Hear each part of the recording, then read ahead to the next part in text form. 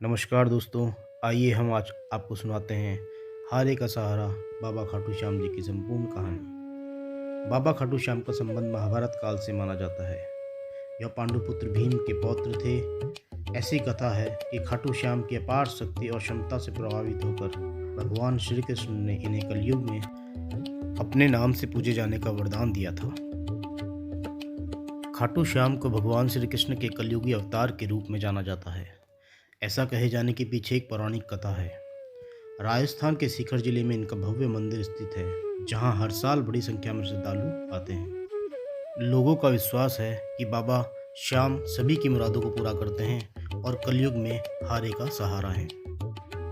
लाक्षागृह की घटना में प्राण बचाकर वन वन भटकते पांडवों की मुलाकात हिंडिबा नाम की राक्षसी से हुआ।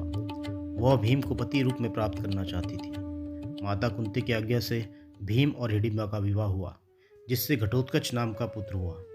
और घटोत्कच का पुत्र हुआ बर्बरीक, जो अपने पिता से भी ज्यादा शक्तिशाली और मायावी था। बर्बरीक देवी चंडिका का उपासक था। देवी के वरदान से उसे 3 दिव्य बाण प्राप्त हुए थे, जो अपने लक्ष्य को भेद कर वापस लौट आते थे। वह बर्बरीक को हमेशा निर्बल व हारने वाले का ही साथ देना था। महाभारत के युद्ध के दौरान बर्बरीक युद्ध देखने के इरादे से कुरुक्षेत्र आ रहा था। श्री कृष्ण जानते थे कि कौरव परास्त हो रहे हैं और अपने वरदान के कारण बर्बरीक हारने वाले का ही साथ देगा, और अगर बर्बरीक युद्ध में शामिल हुआ तो परिणाम निश्चय ही पांडवों के विरुद्ध होगा। बर्बरीक को रोकने के लिए श्री कृष्ण गरीब ब्राह्मण बनकर बर्बरीक के सामने आए। अनजान बनते हुए श्री कृष्ण ने बर्बरीक से पूछा कि तुम कौन हो और कुरुक्षेत्र क्यों जा रहे हो। जवाब में बर्बरीक ने बताया कि वह एक दानी योद्धा है और अपने एक बाण से ही महाभारत के युद्ध का निर्णय कर सकता है। वह युद्ध देखने की इच्छा से कुरुक्षेत्र जा रहा है।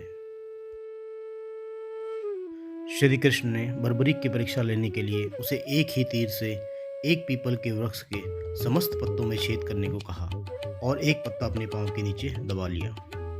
बर्बरीक ने एक बाण चलाया, जिससे पीपल के पेड़ के सारे पत्तों में छेद हो गया। एक पत्ता क्योंकि श्री कृष्ण के पांव के नीचे था, इसलिए वह बाण पैर के ऊपर ही ठहर गया और उसके आसपास चक्कर काटने लगा।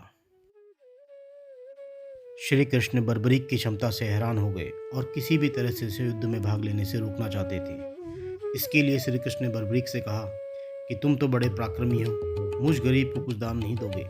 बर्बरीक ने जब दान मांगने के लिए कहा तो श्री कृष्ण ने बड़ी चालाकी से और छल से बर्बरीक से उसका शीश मांग लिया।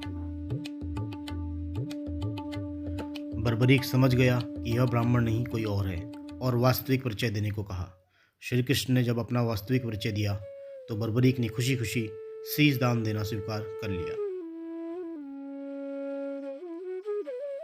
रात भर भजन पूजन कर फाल्गुन शुक्ल द्वादशी को स्नान पूजा करके बर्बरीक ने अपने हाथ से अपना शीश श्री कृष्ण को दान कर दिया। शीश दान से पहले बर्बरीक ने श्री कृष्ण से युद्ध देखने की इच्छा जताई। इसीलिए श्री कृष्ण ने बर्बरीक के कटे शीश को युद्ध अवलोकन के लिए एक ऊंचे स्थान पर स्थापित कर दिया। युद्ध में विजय श्री प्राप्त होने पर पांडव विजय का श्रेय लेने हेतु आपस में वाद विवाद कर रहे थे। तब श्री कृष्ण ने कहा कि इसका निर्णय बर्बरीक का शीश कर सकता है, क्योंकि अगर बर्बरीक युद्ध में हिस्सा लेता तो शायद निर्णय कुछ और होता।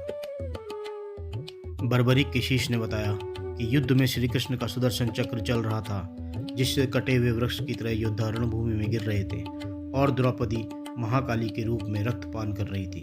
अतः युद्ध जीतने का श्रेय श्री कृष्ण को जाना चाहिए। श्री कृष्ण ने प्रसन्न होकर बर्बरीक के उस कटे सिर को वरदान दिया कि कलयुग में तुम मेरे श्याम नाम से पूजित होगे और तुम्हारे स्मरण मात्र से ही भक्तों का कल्याण होगा और धर्म, अर्थ, काम, मोक्ष की प्राप्ति होगी। कलयुग में बाबा श्याम राजस्थान के खाटू नरेश रूप सिंह चौहान के स्वप्न में प्रकट हुए और अपने खाटू धाम में स्थित श्याम कुंड में होने का संकेत दिया।